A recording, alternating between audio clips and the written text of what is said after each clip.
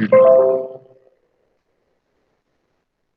are continuing with the topic of kinetics, and today we will be dealing with two new type of problems. One problem is linear motion in combination with rotational motion, and another motion or another question is related with a problem of complicated pulley systems in which multiple pulleys are there, multiple weights are there, and it becomes very difficult for you to judge the direction in which motion will actually occur. So we will learn how to deal with such type of problems today. So let us first take up question number 9, which I have taken from the book of DP Sharma, problem 10.18. The two-step pulley shown in figure below. Two-step pulley, I will draw an isometric view of this pulley so that you get an idea of how it actually looks. This is the front view, and in the front view you will not be able to get a good idea of how the two-step pulley actually looks. Okay, they are saying a two-step pulley is there, so this is the step number 1 and this is step number 2. So basically two-step pulley is something which has two steps in it. So if this is the larger pulley, then there is a smaller pulley also which is attached to it like this. This is what is actually meant by a two-step pulley or a compound pulley. You can also call it as a compound pulley. Now as you see, rope connecting mass A is going over the larger pulley, and you can imagine it to be attached here. So this is how mass A is coming out of the larger pulley. And if you look at the mass B, it is wound around the smaller cylinder, and you can assume it to be attached at the other end of the cylinder like this.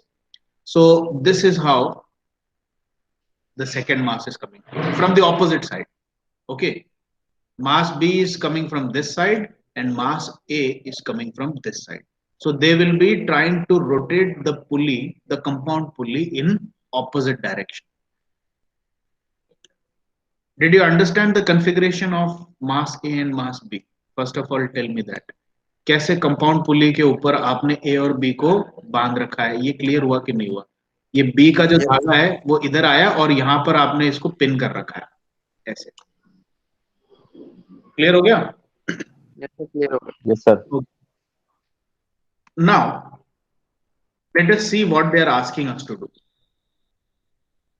The compound pulley, ये जो double pulley है इसका total weight capital M है, ठीक है?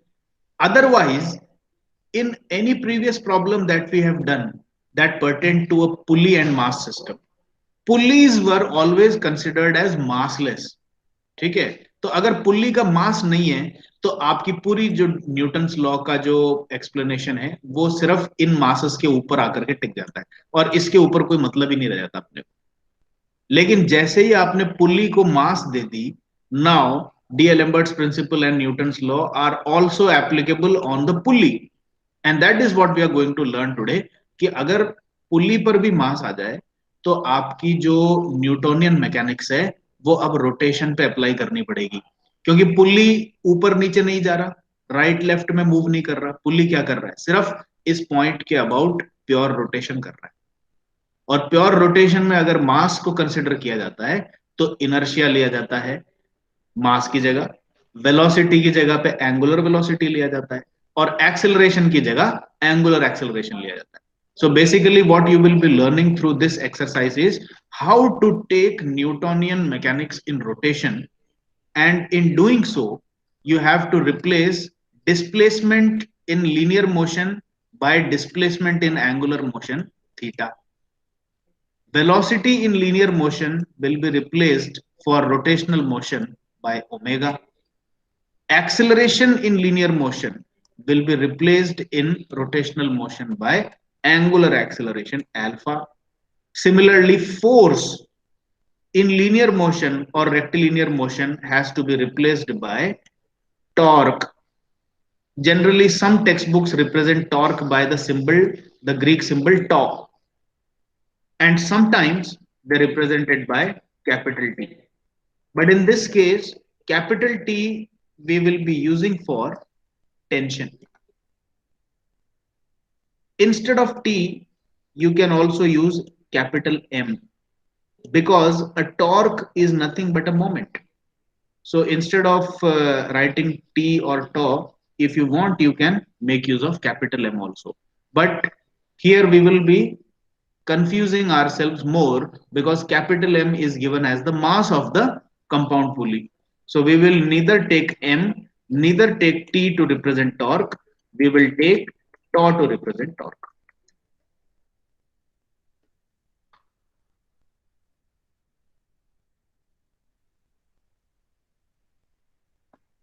Okay.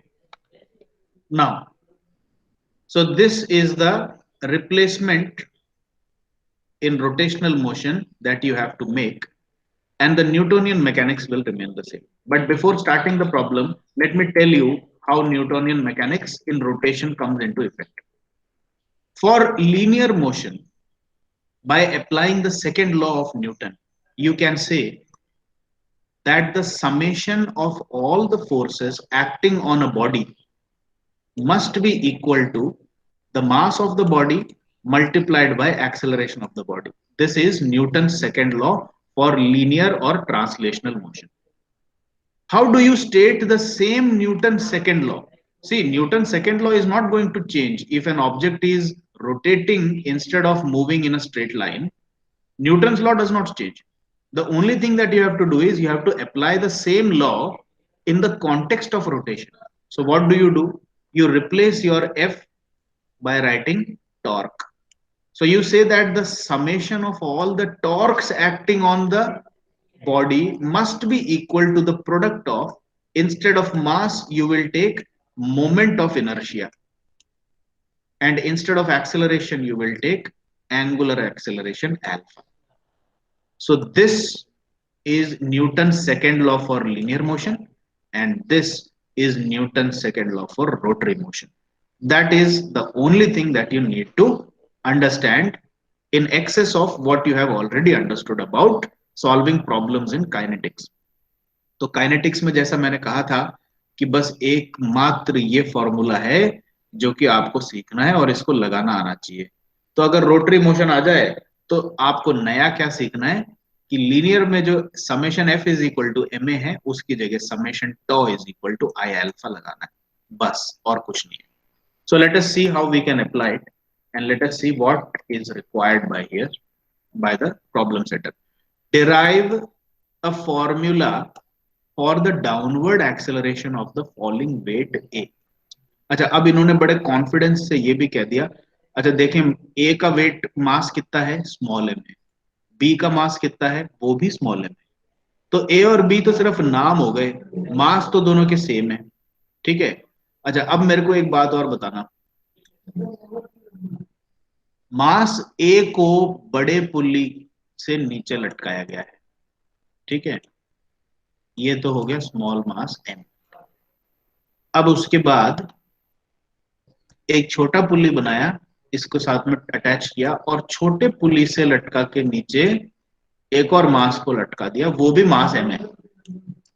तो आपको क्या लगता है, ये पुल्ली क्लॉकवाइज घूमेगी या एंटी क्लॉकवाइज घूमेगी? अगर मैं दोनों मासेस को बस छोड़ दूं कि बोलो कि the both masses are allowed to fall down, what will be the direction of rotation of the compound pulley according to you? Clockwise or anti-clockwise? And you have to give the reason. Anti-clockwise sir. Anti-clockwise क्यों घूमेगी ये भी बताओ sir. क्योंकि मास free है ना. मास दोनों तरफ फ्री है, मास दोनों तरफ फ्री है. ये देखो, यही तो बोल रहा हूँ सर. वो मास नीचे की तरफ गिरेगा तो पुल्ली घूमेगी अपने आप ही. तो वो अरे मास की बाबा, तो डायरेक्शन. पुल्ली ये वाली भी तो घूम सकती है. ये भी तो मास लटका रखा है ना छोटी पुल्ली पे, तो ये नहीं घुमाएगा क्या इसको राइट की तरफ? और दोनों मास सेम है. भाई देखो, एक तो है कि मैंने एक पुल्ली दे दी, यहां पे मैंने लटकाया 10 किलो, और इसके ऑपोजिट एंड पे मैंने लटकाया 5 किलो। तो यहां पे तो लॉजिक बनता है कि ज्यादा कौन सा है, 10 किलो ज्यादा है तो ये पुली इधर को घूमेगी। ठीक है, अब मैं तो ये बोल रहा हूं आपको दोनों ही मास सेम है, ये भी 10 किलो है और ये भी 10 किलो है। 10 किलो को छोटे वाले से लटकाया है और इस वाले 10 किलो को बड़े वाले से लटकाया है। सर बड़ी वाली पुली एंटी घूमेगी दोनों। क्लॉकवाइज और छोटी वाली पुली क्लॉकवाइज। मतलब आप कह रहे हो कि ये बड़ी पुली और छोटी पुली दोनों अलग अलग डायरेक्शन में घूमेंगे? अगर सर सेम किसी जॉइंट से अगर कनेक्टेड नहीं है और अगर ये कनेक्टेड है कनेक्टेड तो वो है, स्टेशनरी रहेंगे। They are connected, they are connected. इसको स्टेशनरी बनाया सर। ही ऐसे गया है, मैंने आपको बना के दिखाया ना, ये देखो, I will draw it here. The compound pulley is drawn like this. इसको कंस्ट्रक्ट ऐसे किया गया है। और ये जो छोटा वाला जो पुली है, ये इसी के साथ इंटीग्रेटेड मटेरियल है, ये अलग से इसके ऊपर रोटेटेबल एंटिटी नहीं है। This is a one single solid piece. समझ में आया आपको? 2 स्टेप्स में है मगर एक सॉलिड पीस है। और पहला वाला मास तो यूं आ रहा नीचे और दूसरा वाला मास उस डायरेक्शन से आ रहा नीचे। एक तो मास को दोनों छोटे पुली पे लटका रखा है, एक मास को बड़े पुली पे लटका रखा है। तो मेरा ये आपसे क्वेश्चन अभी भी यही है कि how can you be so confident that the entire system will rotate in this direction? Question setter ने भी बता दिया आपको, derive a formula for the downward acceleration of falling weight A. यानी इसने बोला कि ए ही नीचे जाएगा, इसमें कोई शक ही नहीं है। ऐसा क्यों?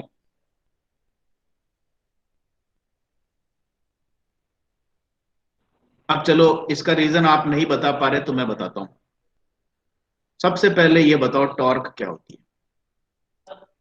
It is a moment, it is force multiplied by distance. ठीक है ना? ये तो मानते हो कि नहीं मानते हो? Yes sir. ठीक है, now let us understand how the torque is acting. बड़े पुली का रेडियस दे रखा है 2r। ठीक है, और उसके ऊपर से यहां पर आपने एक m मास लटका रखा है। तो अब ये बताओ कि इस पुली पे फोर्स कितनी लग रही है? क्या मैं कह सकता हूं कि इस पे mg फोर्स लग रही है नीचे को? Yes sir. The tangential force trying to rotate the larger pulley in the anti-clockwise direction is mg. Now tell me, what is the torque acting on the larger pulley which is trying to rotate it in the anti-clockwise direction? mg2r।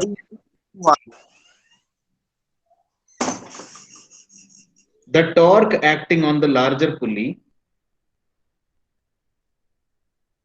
is equal to mg into 2r, या फिर इसको और simplify कर दूं 2mgr। ठीक है, यही हो गया टॉर्क। और इसका डायरेक्शन ऑफ रोटेशन क्या है? एंटी क्लॉकवाइज है। एंटी तो इस क्लॉकवाइज। ब्रैकेट में मैं ऐसे एक सिंबल बना देता हूं just to show that it is anti clockwise in nature. Now take the case of the smaller पुली।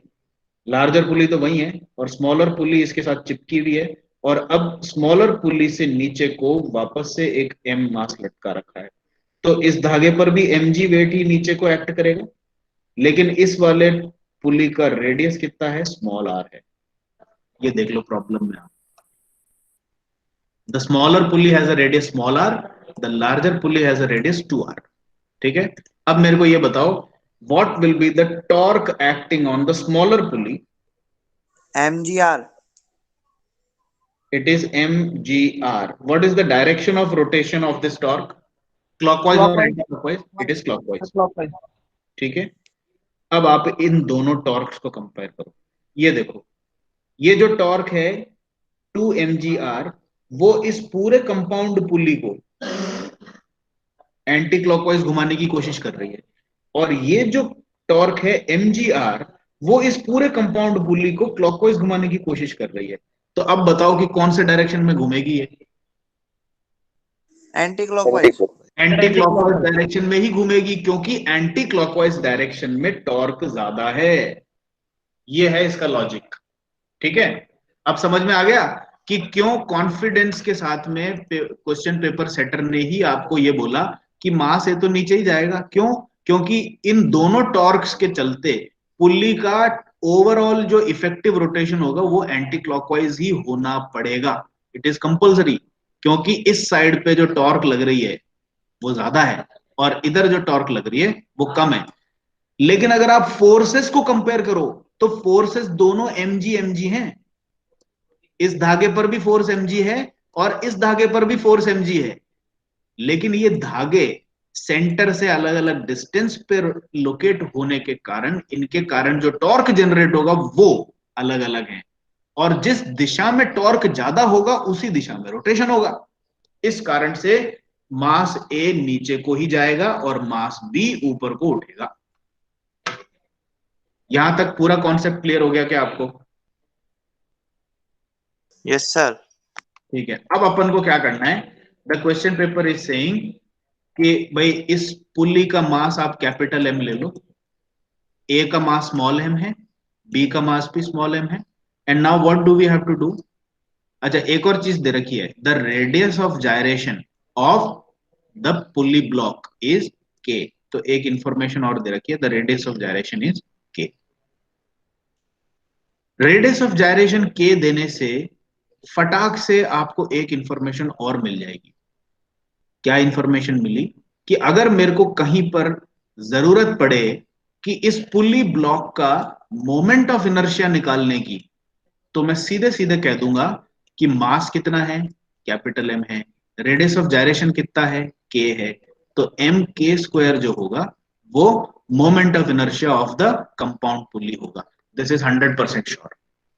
ठीक है, तो इन्होंने रेडियस ऑफ जायरेशन देकर के एक हिंट दे दिया आपको कि भैया आपको रेडियस ऑफ जायरेशन की जरूरत तो डायरेक्टली नहीं पड़ेगी। किसकी जरूरत पड़ेगी? न्यूटन्स लॉ लगाते टाइम आई चाहिए होगा आपको पुल्ली का, और आई कैसे निकलेगा? एम के स्क्वायर होता है I. I is always equal to M K square. इस दुनिया में किसी भी वस्तु का अगर किसी एक्सिस के अबाउट रेडियस ऑफ जायरेशन और मास दे रखा हो तो उसका मोमेंट ऑफ इनर्शिया उस एक्सिस के अबाउट हमेशा एम के स्क्वायर होता है। ये आपको पता होना चाहिए। अपन ने मोमेंट ऑफ इनर्शिया सारे जो टॉपिक्स कवर कर लिए हैं, और अगर नहीं पता है तो अब आप इसको याद कर लो और अपने दिमाग में बिठा लो। ठीक है, रेडियस ऑफ जायरेशन और moment of inertia are always related by M K square equal to I. तो अब अपन को कंपाउंड पुल्ली का आई भी पता लग गया। ठीक है, अब अपन को क्या करना है, ये पता करना है कि ब्लॉक ए का जो डाउनवर्ड एक्सेलरेशन है ए सफिक्स ए, ये कितना है, उसका ये एक्सप्रेशन अपन को डिराइव करना है। ठीक है, तो लेट अस स्टार्ट। वापस से अपन एक ही चीज करते हैं कि भैया काइनेटिक्स में तो हमें और कुछ भी नहीं आता, सिर्फ न्यूटन्स लॉ या डीएलेम्बर्ट लॉ लगाना आता है और वही करना है। अच्छा, अब न्यूटन्स लॉ और डीएलेम्बर्ट लॉ किस किस चीज पे लगती है, इसका भी ये हिंट है। जहां जहां पर भी मास बैठी हुई दिख जाए उन सब जगहों पे न्यूटन्स लॉ लग सकता है। तो मास एक यहां बैठा है, मास एक यहां बैठा है, और एक मास ये पूरी कंपाउंड पुली भी है। तो अपने तीन फॉर्मूले बन सकते हैं, यानी कि अपन तीन जगहों पे न्यूटन्स लॉ लगा सकते हैं। So all we have to do is, let us not get worried कि यार ये कॉम्प्लिकेटेड सी इक्वेशन हम कहां से डिराइव करके लाएंगे, कैसे इसको कनेक्ट करेंगे। आप ज्यादा दिमाग ही मत लगाओ, आप तो बस सीधे ब्लॉक नंबर ए का फ्री बॉडी डायग्राम से कहानी स्टार्ट कर दो। ठीक है, so let us do that. Draw the free body diagram of block A.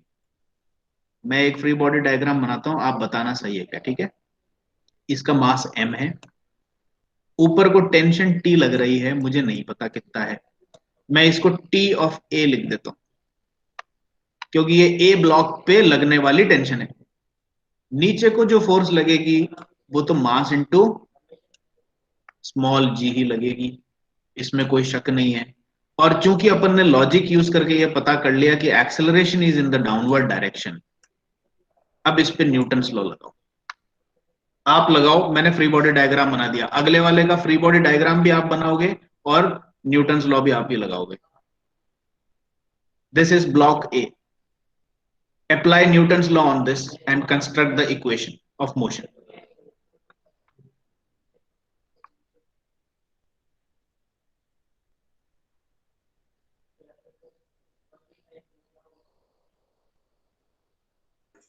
mg minus TA। क्या है वो? टाउ। गलत। नहीं भाई mg भी फोर्स है, TA भी फोर्स है। फोर्स को सब्सट्रैक्ट करके आप टॉर्क कैसे बना रहे हो? मैं तो न्यूटन्स लॉ लगाने को कह रहा हूं आपको। न्यूटन्स लॉ क्या है? Summation of all forces is equal to what? Mass into acceleration. ये है न्यूटन्स लॉ। ये लगाना है आपको इस फ्री बॉडी डायग्राम पे। तो आपकी एक ही डायरेक्शन में फोर्सेस लग रही है, वर्टिकल डायरेक्शन में, और आपने समेशन ऑफ फोर्सेस ले लिया। एक फोर्स तो mg है, दूसरी फोर्स माइनस TA है। तो ये किसके बराबर होगी?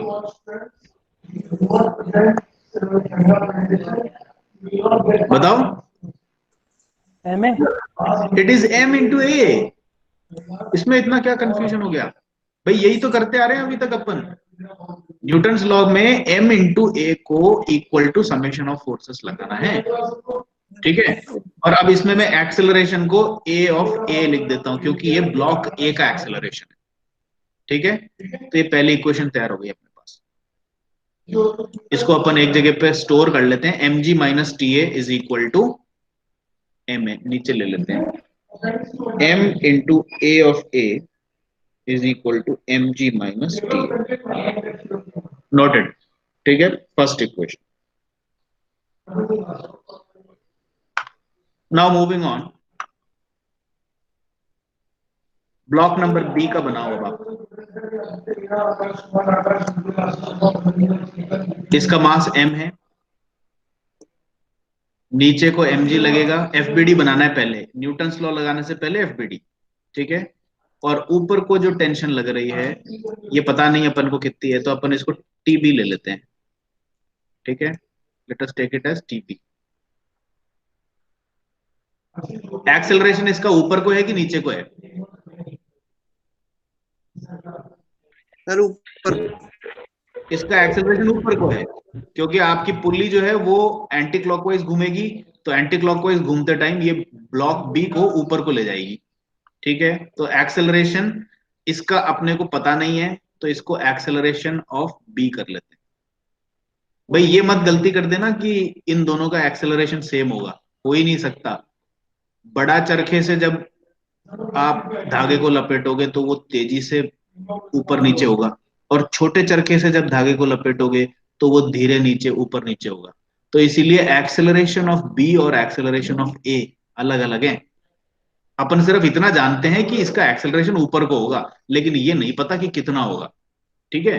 तो ये मत सोचना कि इसका जितना एक्सेलरेशन है वही इसका भी होगा, ये गलत है। सेम एक्सेलरेशन कब होता है? अगर मैंने इस ए और बी को एक ही पुल्ली से इधर और इधर लटका दिया होता, तब इन दोनों का एक्सेलरेशन की वैल्यू सेम होती। लेकिन इनके दो अलग अलग डायमीटर के चरखों पे डाल रखा है ना इनको, ठीक है। अब इसका न्यूटन्स लॉ बनाओ, construct the equation for this. TB minus mg is equal to m into AB। Yes, TB minus mg equal to m into AB। ये है इसका Newton's law equation for the block B. इसको भी store कर लेते हैं अपन। TB minus mg is equal to MAB। m into AB is equal to TB minus mg। ये दो इक्वेशन अपन ने बना ली। अपन को चाहिए क्या इन सब चीजों में? ये चाहिए, ये है अपना काम का आदमी। We want a suffix a, इसको पकड़ना है। चलो anyway, let us keep on going. अब अपन आते हैं ब्लॉक ए और ब्लॉक बी खत्म हो गए। अब अपने पास मास और कहां पर बैठा हुआ है? पुल्ली के अंदर बैठा हुआ है, ठीक है। तो पुल्ली के अंदर अगर मैं फ्री बॉडी डायग्राम बनाऊं, ये पुल्ली बनाई, यहां से मैंने टेंजेंशियल फोर्स बनाई नीचे को TB, और यहां से मैंने टेंजेंशियल फोर्स बनाई नीचे को टी ए, ठीक है। इसका रेडियस है स्मॉल आर और इसका रेडियस है 2r।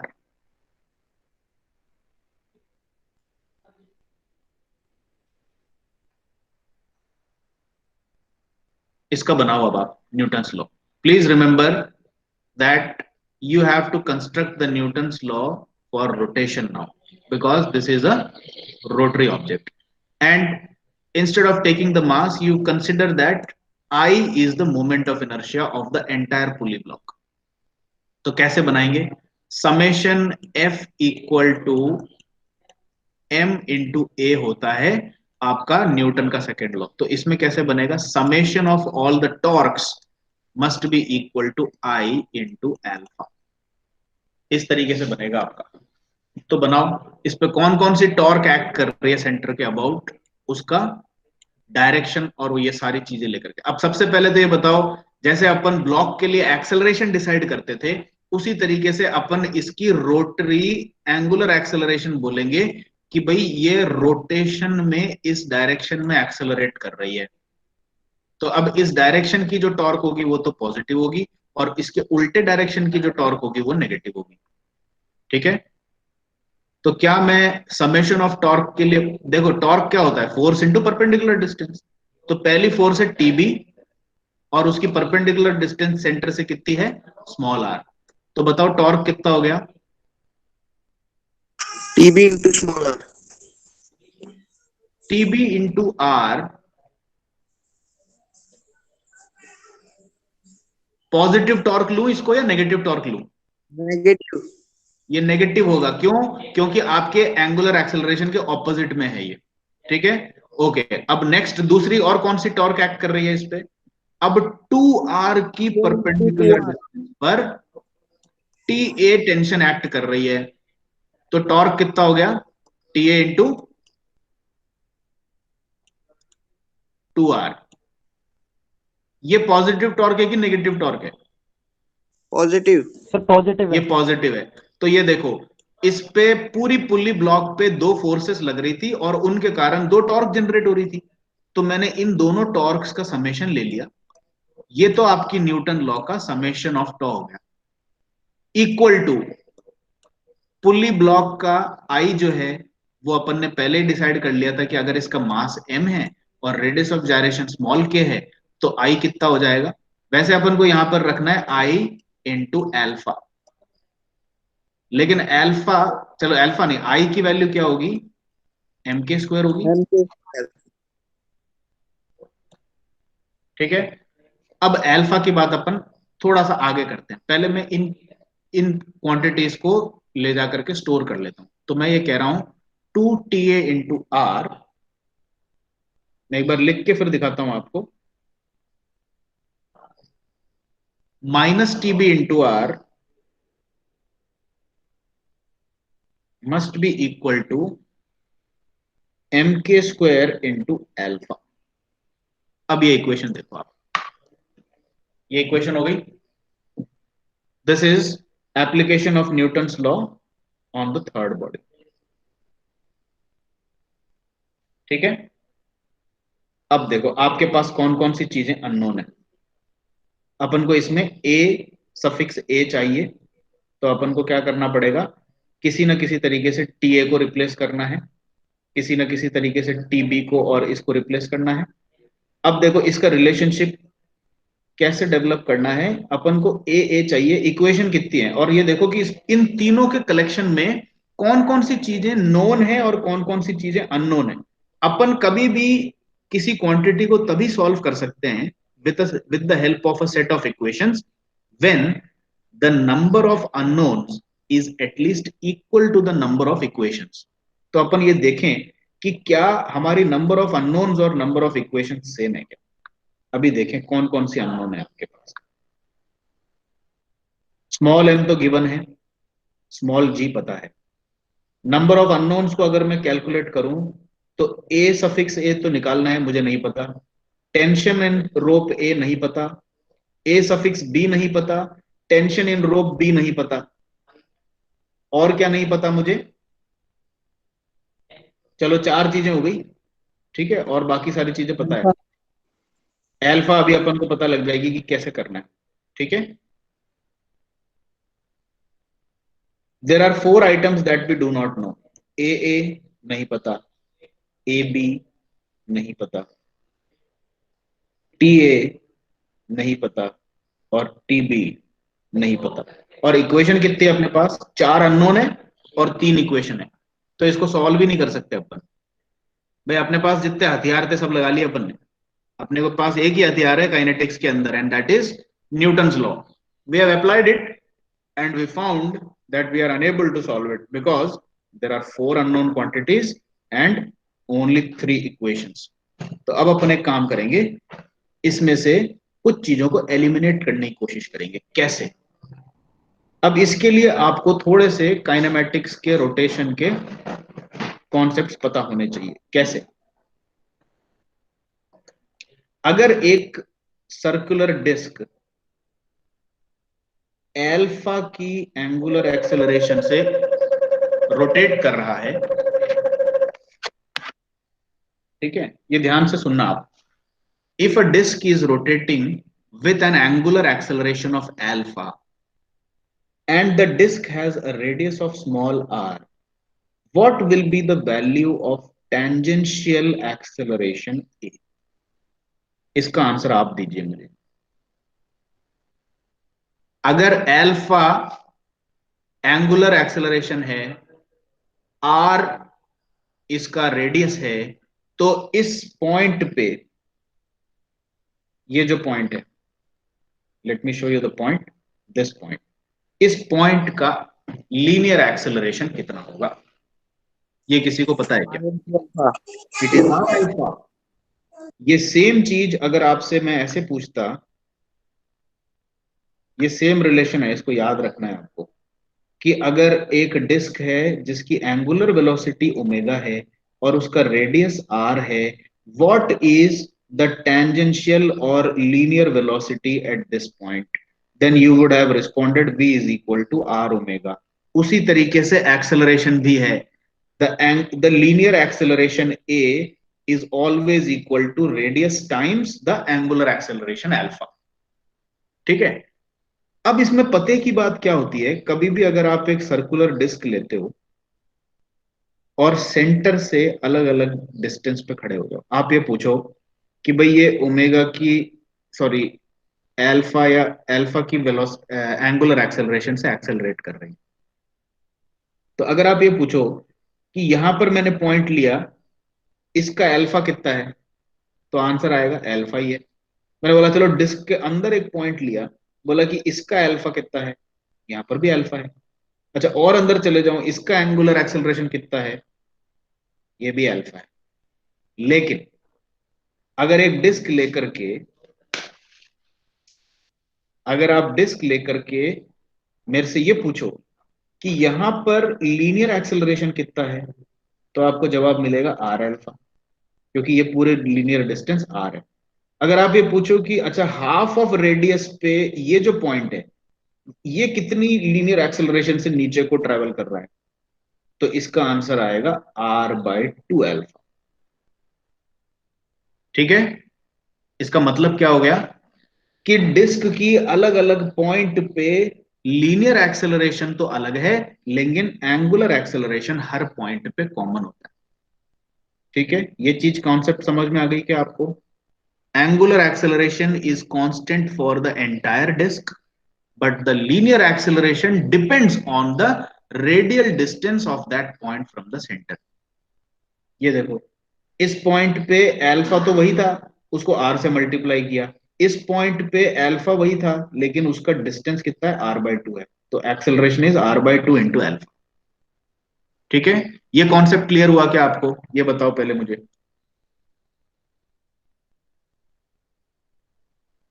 यस सर, क्लियर होगा। ठीक है, अब इस कॉन्सेप्ट को यूज करते हुए मैं अपनी डिस्क पे आता हूं, जो अपने प्रॉब्लम की डिस्क है। We have a compound pulley, the smaller pulley has a radius small r and the larger pulley has a radius 2r. The entire compound pulley is rotating in the anti-clockwise direction with an angular acceleration of alpha. Now I want to know what is the acceleration at this point. Please give me your response. And what is the acceleration at this point? Sir A भी तो होगा small are into alpha और ए होगा 2r into alpha. Very good, बात खत्म हो गई. अब आपने क्या देखा कि आपके जो दो अननोन वेरिएबल थे ए और ए बी, ये दोनों अब खत्म हो गए और ये अल्फा के टर्म्स में आ गया. क्लियर हुई कि नहीं हुई बात आपकी?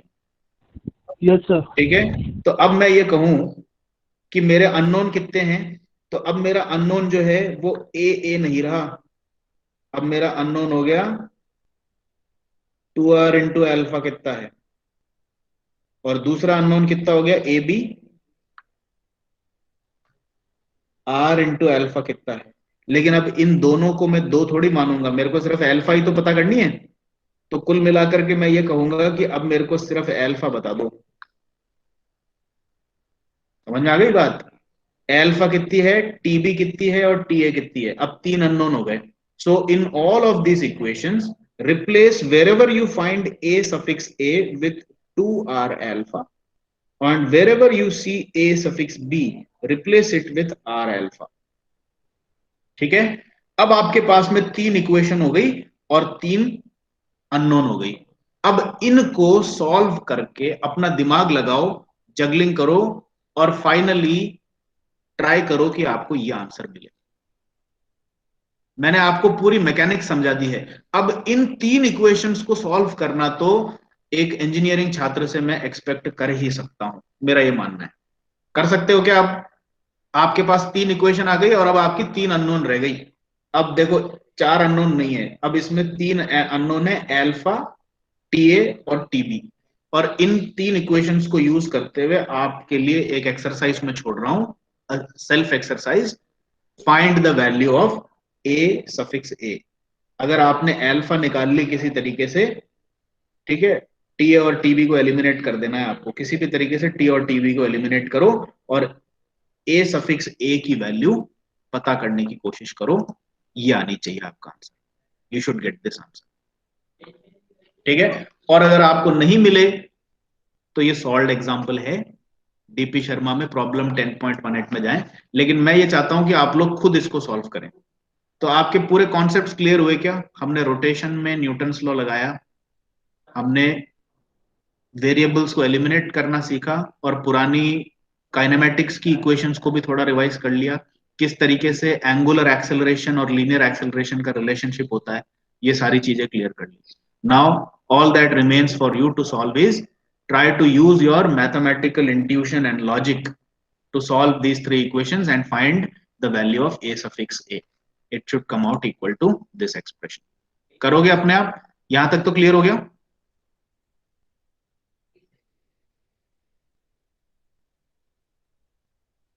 बताइए. Yes sir. ठीक है, ये आपके लिए सेल्फ एक्सरसाइज है, मैं सॉल्व नहीं कर रहा इसको. अब इसको सॉल्व करना तो मतलब बिल्कुल हाथ पकड़ के चलाने जैसा होगा. अब मैं धीरे धीरे आप लोगों के ऊपर लोड डालना स्टार्ट कर रहा हूं इस तरीके से. I will give you the concepts and then I will leave you to solve the problems on your own. इसको सॉल्व करो, ये आपके लिए एक पजल जैसा चैलेंज भी है. राइट, ठीक है. Now let us move on to the next question, which will again bring us to some new and interesting concepts. Sir. हाँ सर, सबसे ज्यादा क्वेश्चंस किसमें आते हैं, किस चैप्टर से? बेटा देखो ऐसा है, मैकेनिक्स का अभी जो नया सिलेबस है ना, सॉरी हाँ. जो नया जो एग्जाम का पैटर्न है, हाँ. उसके हिसाब से टोटली अनप्रेडिक्टेबल है ये चीज कि किसमें से ज्यादा आएगा किसमें से कम आएगा. सर फिर भी 2000 मतलब पिछले साल क्या था फिर? एक्सपेक्टेड, देखो एक्सपेक्टेड तो ये रहता है कि सारे टॉपिक्स में से एक बैलेंस्ड पेपर बने. और आपका पुराना करिकुलम अगर आप देखो तो पुराने करिकुलम के हिसाब से आपका पूरा टॉपिक जो है, पूरा सिलेबस मॉड्यूल्स में डिवाइडेड था, यूनिट्स में डिवाइडेड था, और आरटीयू हर यूनिट में से अलग अलग क्वेश्चन पूछा करती थी। तो यानी ये फिक्स था कि यूनिट 1 में से 2 क्वेश्चन आएंगे, यूनिट 2 में से 2 क्वेश्चन आएंगे। तो जैसे काइनेटिक्स की प्रॉब्लम हो गई तो काइनेटिक का एक प्रॉब्लम पक्का है। लेकिन अब जो नया पैटर्न है उसमें क्या है, पूरे पेपर में ऐसा कोई यूनिट वाइज डिस्ट्रीब्यूशन नहीं कर रखा। बस सिर्फ इतना डिस्ट्रीब्यूशन है कि फर्स्ट पोर्शन में 2 मार्क्स के क्वेश्चन पूछे जाएंगे, सेकंड पोर्शन में थोड़े से ज्यादा के, और लास्ट पोर्शन में थोड़े से ज्यादा के। तो इवन ये भी पॉसिबल है कि काइनेटिक्स से कोई क्वेश्चन ही नहीं आए, इट इज ऑल्सो पॉसिबल। अपन ने इतनी मेहनत की है, इतना कुछ सीखा है, there is a very good possibility that you will not get a single question of kinetics. अगले वाले टॉपिक्स भी अभी इसी के पार्ट हैं, मोमेंटम आ रहा है, मास वेरिएशन की प्रॉब्लम्स आ रही है, फिर उसके बाद वर्क एनर्जी प्रिंसिपल आ रहा है। तो हो सकता है उसमें से आ जाए और काइनेटिक्स में से कुछ नहीं आए, और हो सकता है काइनेटिक्स में से आ जाए और उनमें से कुछ नहीं आए। Everything is possible. तो पहले तो क्या है, लड़के सेलेक्टिव स्टडी कर लेते थे, यार 5 यूनिट हैं, 5 यूनिट में से 3 यूनिट अच्छी तरह से पढ़ के चले जाओ तो पास हो जाओगे। लेकिन अब आप ऐसा नहीं कर सकते, समझ रहे हो? ये प्रॉब्लम है आपके लिए। You cannot make a selective choice to study for your RTO exams. You have to study everything because you never know which topic is going to get omitted and from which topic you will get more questions. Not even a teacher can tell you. ये totally unpredictable है, ठीक Yes, है? sir. आपको पढ़ना पूरा ही पड़ेगा, तो आपका थोड़ा सा जॉब ज्यादा मुश्किल है। Okay, Yes. Anyway, moving on to the last question. इसमें भी मैं आपको हिंट देकर ही छोड़ रहा हूं। अब देखो इस टाइप की प्रॉब्लम्स को कैसे करना है। Find the accelerations of bodies A, B and C. ठीक है, इसको थोड़ा सा बड़ा करते हैं। मास ए 15 किलो दे रखा है, तो ये 15 किलो का है। मास बी 6 केजी का है, ये 6 किलो का है। और मास सी 4 किलो का है, दिस इज 4 केजी। ठीक है, the pulleys are smooth and massless, ropes are also massless. तो कुल मिलाकर के अब आपके मास कहां कहां पर है, 1, 2, 3। तो 3 जगह पे आपकी न्यूटन्स लॉ लगेगी।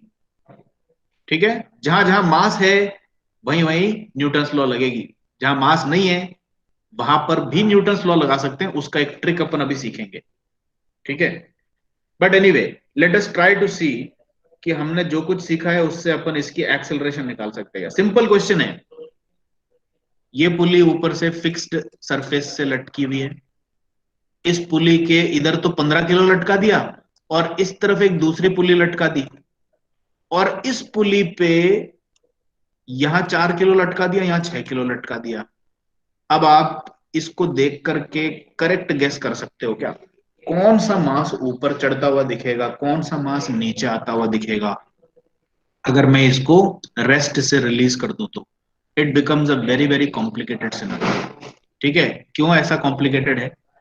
क्योंकि अगर मास 6 किलो नीचे को चल रहा है इस पुली के रेस्पेक्ट में, तो 15 किलो तो इस पुली को ही ऊपर खींच रही है।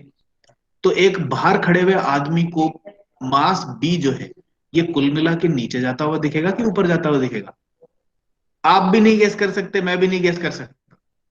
उसी तरीके से ये सी मास जो है ये इधर तो ऊपर जाता हुआ दिखेगा, लेकिन क्या पता ये पुली नीचे आ रही हो। तो कुल मिलाकर के ये जो सी वाला मास है एक बाहर खड़े हुए आदमी को ऊपर जाता हुआ दिखेगा या नीचे आता हुआ दिखेगा? Nobody can guess. तो इस तरह की जो multiple pulleys and multiple mass की जो प्रॉब्लम्स होती है, इसमें सबसे बेस्ट स्ट्रेटेजी क्या होती है, एक्सेप्ट कर लेना कि हमें नहीं पता कौन सी मास ऊपर जा रही है, कौन सी मास नीचे आ रही है। So what do we do? You start your problem like this, consider all the accelerations to be in the upward direction और द डाउनवर्ड डायरेक्शन। आपकी इच्छा है, एक डायरेक्शन में सारे एक्सेलरेशन को ले लो। तो मैंने ये बोल दिया कि मेरे को पता नहीं एक्सेलरेशन ऑफ ए किधर को चल रही है, लेकिन मैं तो ऊपर को मान रहा हूं। अगर गलत होगी तो आंसर में नेगेटिव आ जाएगा। ठीक है, एक्सेलरेशन ऑफ सी किधर है मुझे नहीं पता, तो मैं तो इसको ऊपर ही मान लेता हूं। और अगर मेरा आंसर, मेरा एजम्पशन गलत है, तो बाद में ये अपने आप ही नेगेटिव वैल्यू दे देगा। एक्सेलरेशन ऑफ बी किधर को है, I don't know, I am considering it to be in the upward direction. तो either you select it in the upward direction or in the downward direction, your choice, ठीक है।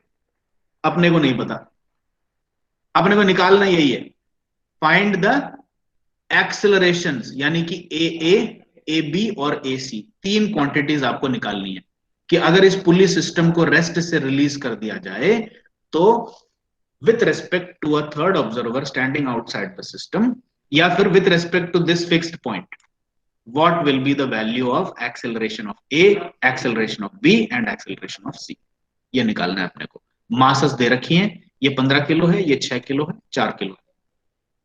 Pulleys का कोई mass नहीं है, pulleys are totally weightless and frictionless, ठीक है।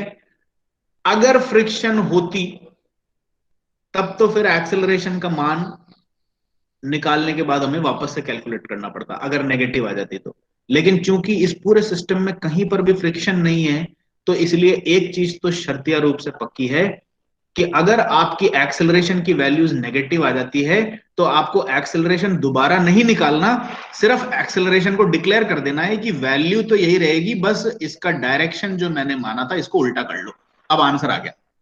That is what you have to do. In the previous class, last class में मैंने आपको यह समझाया था कि अगर वेज वगैरह का केस आता है जिसमें स्लोप के ऊपर आपकी मास स्लाइड कर रही है और उसमें फ्रिक्शन है, तो फ्रिक्शन जो है वो इक्वेशंस को पलट देती है।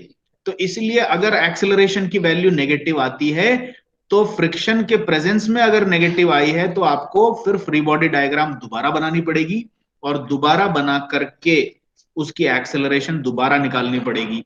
दैट यू हैव टू पे वेरी क्लोज अटेंशन टू, ठीक है। But in this case, since we are having no involvement of friction, so all we have to do is conveniently consider the direction of all accelerations in any one particular direction, and at the end when you receive your answers, when you get your answers, if any of the acceleration comes out as negative, you simply change the sign and say कि भाई मैंने ये negative acceleration आई है तो इसका मतलब है कि जो मैंने डायरेक्शन कंसिडर की थी वो गलत की थी, इसको उल्टा कर लो, बस वैल्यू ऑफ एक्सेलरेशन वही रहेगी। ये चीज ध्यान रखना है। अब इसमें भी वही करना है अपने को, कुल मिलाकर के अपने को और कुछ भी नहीं करना। तीन मासेस दिख रही हैं, तीनों मासेस पे न्यूटन्स लॉ लगा दीजिए। ये मैंने इस पे टेंशन की वैल्यूज ले ली है। देखो चूंकि ये पूरी एक थ्रेड है तो इस पे यहां पर और यहां पर सेम टेंशन रहेगी। ये पूरी एक थ्रेड है तो इस पे यहां और यहां पर सेम टेंशन रहेगी, लेकिन इन दोनों टेंशन्स का मान अलग अलग होगा, आई डोंट नो। तो इसीलिए मैंने एक थ्रेड की टेंशन को T1 और दूसरे थ्रेड की टेंशन को T2 ले लिया। But what I want you to do is quickly draw the free body diagram of mass A, ठीक है, and give me the Newton's equation of motion using the second law quickly. Acceleration की direction मैंने देखो arbitrarily सबको ऊपर मान लिया। अब जल्दी जल्दी इक्वेशन बनानी है आपको। मास ए का बनाओ। What should I write? M A कितना है? 15 किलो है, तो इसको सीधे 15 ही ले लेते हैं अपन, ठीक है। ये 15 किलो है, ये 4 किलो है और ये 6 किलो है। अब जल्दी से इसकी न्यूटन्स लॉ बनाओ quickly. What should I write? 15 is mass multiplied by acceleration of A equal to क्या? जल्दी बताओ। T1 minus 15. 15 किलो मास है, 15 into G. Yes, T1 minus 15 बिल्कुल सही बनाया। बहुत बहुत आसानी से एक इक्वेशन खत्म हो गई। अब जल्दी से बी की इक्वेशन बनाओ। बी भी ऊपर कोई जा रहा है, give me the equation of mass B. Sir, 6 into AB. AB is equal to 6 into AB Yes, sir. equal to T2 minus T2 minus 6G. 6. Very good, ये भी खत्म हो गया। तीसरी इक्वेशन बना दो जल्दी से। Sir, 4 into AC. Okay, Sir, 4G minus T2. 4G minus T3. T2 minus इसमें और AC भी ऊपर को ही है, please see. T2 minus 4G. Yes. T3 minus 4G.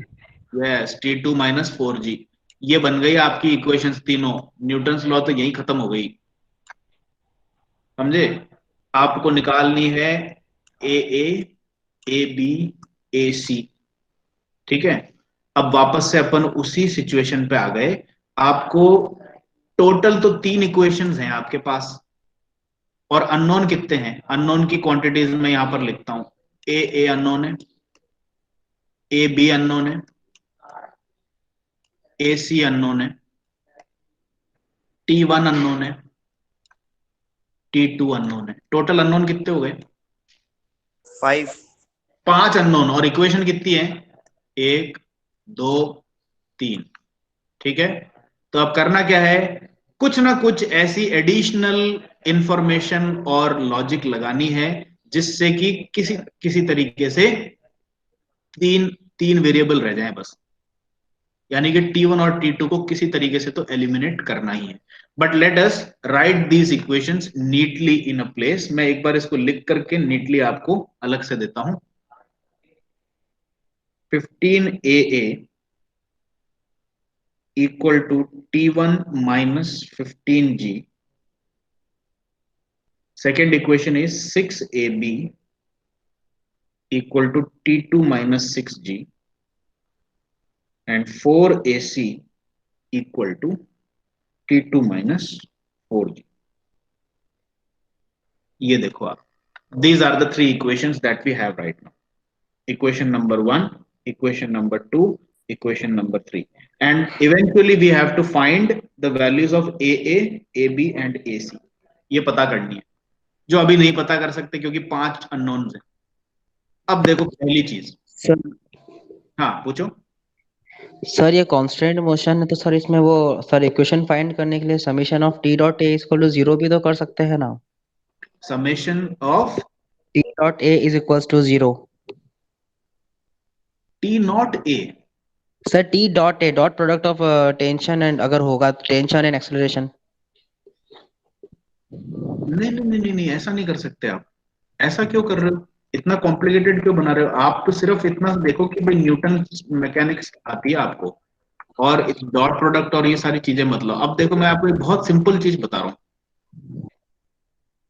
क्या मैं इस पुली पर भी न्यूटन्स लॉ लगा सकता हूं क्या? अभी तक मैंने आपको ये सिखाया है कि जहां पे मास दिखे वहीं पे न्यूटन्स लॉ लगाओ।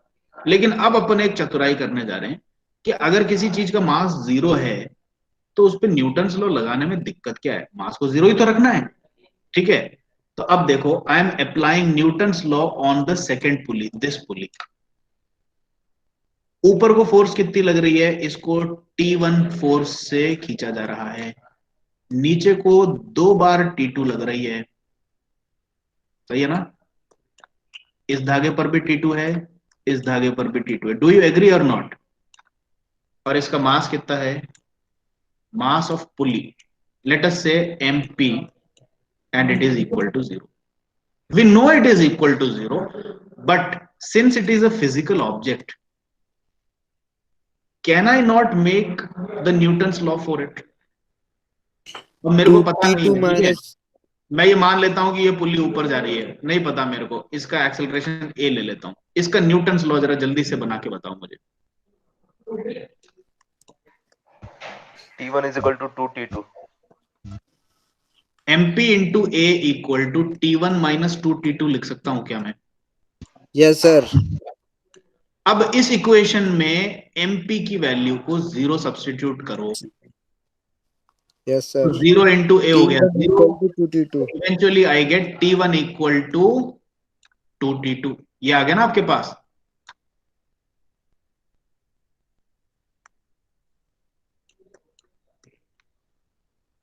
क्लियर हुआ कि नहीं हुआ? तो एक रिलेशनशिप यहां से आ गई आपके पास में। You get one relationship from here. अच्छा अब ये बताओ नेक्स्ट क्लास किसकी है आपकी?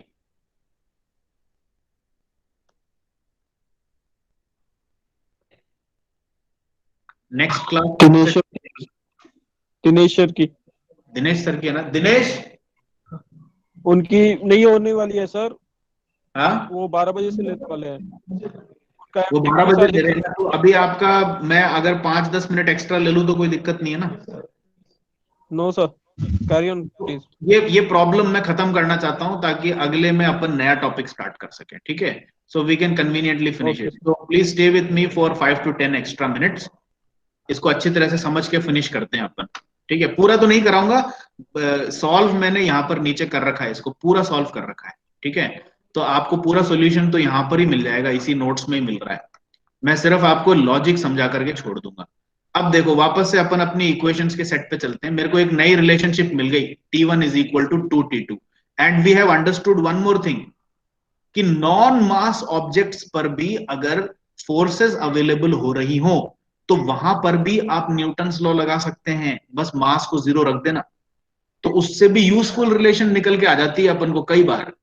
So we got a new useful relation by which we are able to eliminate one variable. अब मैं T1 की जगह पे 2T2 रख सकता हूं। ये देखो यहां पर मेरे अननोन्स क्या क्या थे, ये 3 इक्वेशंस मेरे हाथ में थी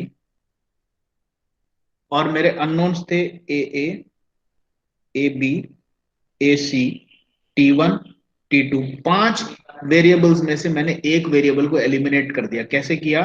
T1 की जगह पे अब मैं रख दूंगा 2T2। तो अब मेरे अननोन वेरिएबल कितने रह गए? AA, AB, AC और T2। तो क्या मेरी सारी समस्या सॉल्व हो गई क्या? अब मेरे पास इक्वेशन कितने हैं? 3 तो इक्वेशन है, और अननोन कितने हैं?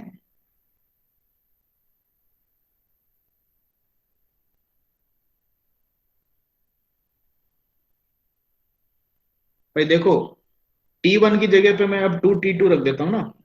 जहां पर भी T1 दिख रहा है उसको मैंने मिटा दिया और 2T2 रख दिया। बस एक ही जगह पे था T1, वहां पर 2T2 रख दिया। अब देखो तीनों इक्वेशन में कितने अननोन रह गए? AA, सर AC और T2। हाँ, क्लियर है कि नहीं है? Yes sir. ओके, लेकिन क्या मैं सॉल्व कर सकता हूं क्या इसको? Are the equations ready to solve? 4 unknowns and 3 equations. No sir.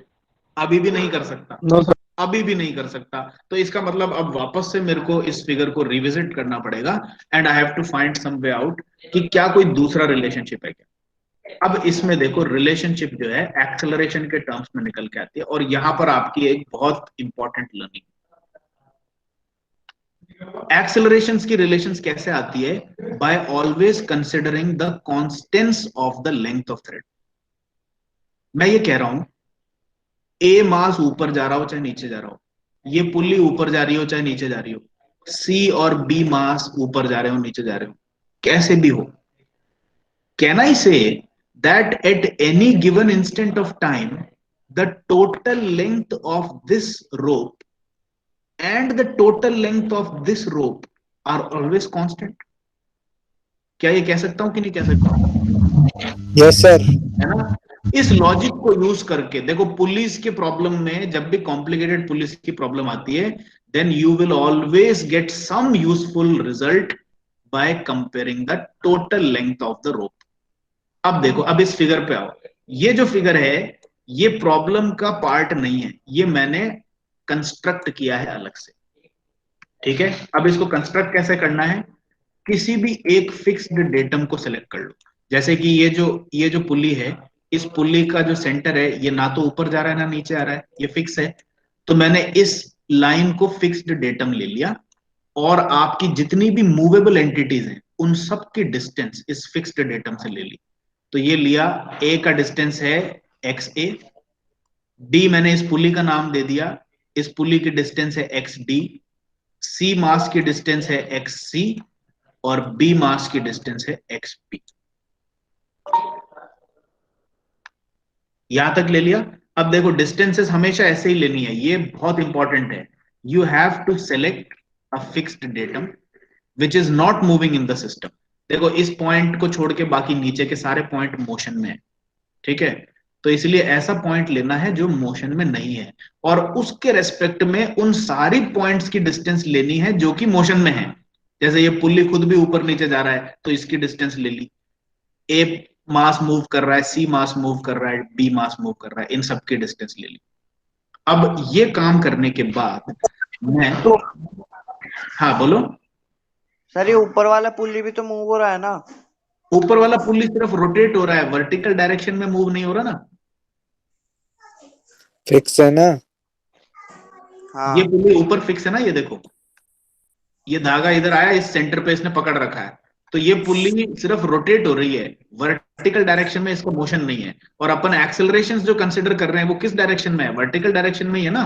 ये देखो A C A B, they are all in the vertical direction. तो जो वर्टिकल डायरेक्शन में मूव नहीं कर रही उसको डेटम ले सकते हो आप, ठीक है। Yes sir. अब मेरे को ये बताओ कि इस रोप की लेंथ कितनी है। Can I say that the length of this rope is XA plus XD? Yes sir. ठीक है, तो ये देखो यहां पर ले लिया मैंने, length of first rope is XA plus XD। अब मेरे को ये बताओ लेंथ ऑफ सेकेंड रोप का क्या रिलेशनशिप है। सर हाँ सर लेकिन ये इसके ऊपर भी तो है ना ये रोप के। हाँ, कोई बात नहीं, चलो ऐसे भी कर लेते हैं अपन। वो वैसे भी अगर आप उसको भी लोगे ना तो भी वो आ जाएगी, चलो। लेकिन जैसे अक्षित कह रहा है वैसे कर लेते हैं अपन, ठीक है। मैं एक काम करता हूं, ये जो पोर्शन है इस रोप को मैं टी मान लेता हूं, ठीक है। और उसी तरीके से इस वाले रोप के ऊपर का ये जो पार्ट है उसको भी टी मान लेता हूं। ये लेंथ मैं टी मान रहा हूं जो रेड में हाईलाइटेड है, ठीक है। अच्छा अब बताओ अक्षित आप, what is the length of the first rope, total length of first rope. क्या मैं लिख सकता हूं एक्स ए plus T plus S D plus X D, सही है ना। Yes sir. अब मेरे को बताओ सेकेंड रोप की लेंथ बताओ देख करके।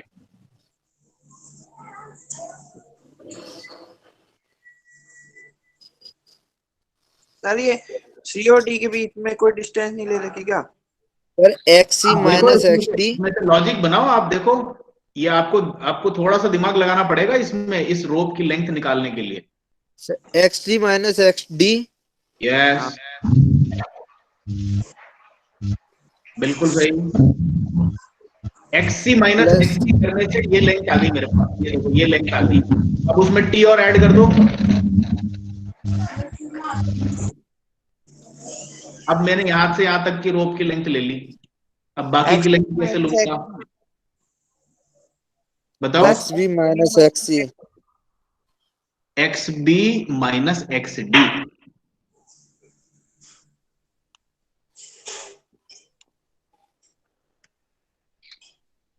सही है क्या, देख के बता दो। Yes sir. एक्स बी में से एक्स डी निकाला तो यहां से लेकर के यहां तक की लेंथ आ गई ना मेरे पास। Yes sir. अब आ गई पूरी रोप की length, x c minus x d plus T plus x b minus x d, this is the total length of the second rope. अब यहां पर देखो इस वाले एक्सप्रेशन में मैंने यही तो किया था कि बस ये इधर एक टी नहीं लिया और एक इस वाले में टी नहीं लिया, तो आप ऐड कर दो प्लस टी और यहां पर भी ऐड कर दो प्लस टी, ठीक है। लेकिन ये जो टी लेंथ है ये दोनों पुलिस में कांस्टेंट है कि नहीं, यस सर। है ना। और मैं ये भी कह सकता हूं कि during motion the total length of the first pulley plus the total length of the second pulley is always constant, ये मैं कह सकता हूं।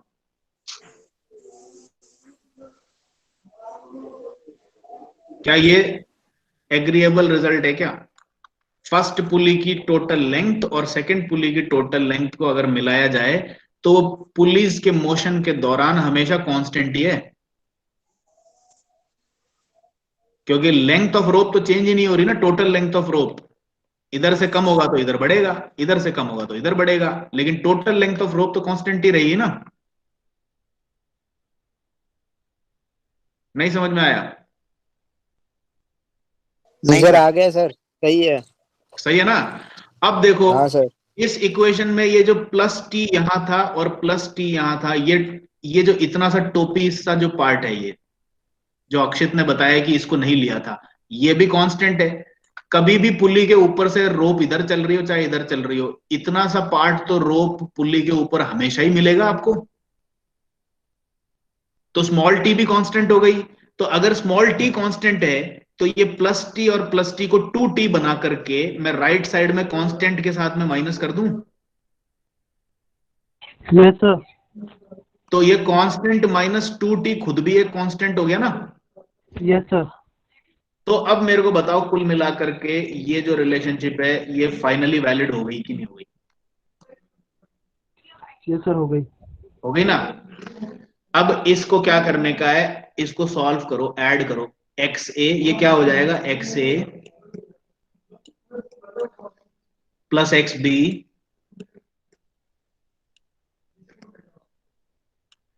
ठीक है, फिर plus x c minus 2xd,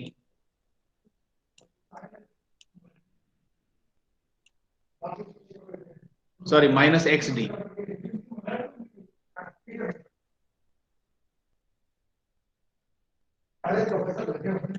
sir Hare Krishna, class चल रही सर। ठीक है, सॉरी इज इक्वल टू 0 नहीं होगा, इज इक्वल टू कांस्टेंट। है इसको मैंने सिंप्लीफाई कर लिया, देख लो आप, सिंप्लीफाई करके देख लो, यही सेम चीज आएगी। अब एक चीज और मैं लगा रहा हूं, लुक एट दिस पुली। ये पुली एक रोप से मास ए को कनेक्ट करती है और दूसरे एंड पे इस पुली को कनेक्ट करती है। तो क्या मैं ये कह सकता हूं कि पुली, सॉरी मास ए का जितना भी डिस्प्लेसमेंट होगा वो डिस्प्लेसमेंट नेगेटिव में इस पुली का होगा? या फिर क्या मैं ये कह सकता हूं कि इस मास ए का अगर ऊपर को एक्सेलरेशन हो रहा है तो इस पुली का नीचे को उतना ही एक्सेलरेशन हो रहा होगा, क्योंकि ये दोनों एक ही धागे से बंधे हुए। कैन आई से दैट और नॉट? Yes sir. है ना। तो इस कारण से क्या मैं ये कह सकता हूं कि एक्स ए जो है, अच्छा अब इसको एक्स के टर्म्स में मत करो, अपन इसको ए और ए डी के टर्म्स में लिख लेते हैं। एंड आई एम 100% श्योर कि a can be written as minus of a d. ये सही हो गया क्या? क्योंकि पुल्ली ब्लॉक डी और मास ए एक ही धागे से बंधे हुए हैं और एक पुल्ली के ऊपर से आ रहे हैं, तो मास ए का जो एक्सेलरेशन होगा उसका नेगेटिव ही होगा acceleration of pulley A D. ठीक है, ये कह सकते हैं कि नहीं कह सकते अपन, ये बता दो सर। हाँ सर ये जो ऊपर आपने बोला था अभी वो टी वाला, इन दोनों पुलिस का सेम है क्या रेडियस? हाँ, ये मान लो कि रेडियस सेम है इनका, और अगर नहीं भी हो तो T1 T2 ले लो, चलो इसका T1 ले लो इसका T2 ले लो, तो भी वही बात होगी ना, T2 कांस्टेंट है T1 भी कांस्टेंट है, तो T1 प्लस T2 कांस्टेंट के इधर जाकर के ऐड हो जाएंगे, फिर से कांस्टेंट ही बनेगा। अगर सेम नहीं भी हो डायमीटर तो भी क्या फर्क पड़ता है, समझे? अच्छा अब अपन इस पे आ गए कि ए इज माइनस ए डी, ये क्लियर हुआ कि नहीं हुआ? यस सर, हो गए। तो अब आपको क्या करना है, आपके पास में x की एक रिलेशनशिप तो ये है ही। Now what you have to do is differentiate this expression twice. तो पहले बार आप डिफरेंशिएट करोगे dxa by dt, तो वो वेलोसिटी बन जाएगी। एक और बार डिफरेंशिएट करोगे तो वो बन जाएगी एक्सेलरेशन। क्लियर हुआ? अब आपने जब जैसे ही इसको दो बार डिफरेंशिएट किया, राइट साइड की जो कांस्टेंट है ये तो पहले डिफरेंशिएशन में 0 हो गई। Yes sir. तो कुल मिलाकर के आपके पास में ये रिलेशनशिप आ गया, और इस रिलेशनशिप के बाद में जैसे ही आपने ये अप्लाई किया कि ए डी और ए जो हैं ये आपस में मैग्नीट्यूड वाइज तो सेम है लेकिन साइन में उल्टे हैं, तो ए डी की जगह पे माइनस ए जैसे ही लगाया, आपका ये रिलेशनशिप बॉयल डाउन हो गया 2AA plus AB plus AC equal to 0। ठीक है, और कुल मिलाकर के इससे क्या फायदा हुआ, आपकी ये जो 3 इक्वेशंस थी, इन 3 इक्वेशंस के साथ में एक एडिशनल इक्वेशन और आ गई, 2AA plus AB plus AC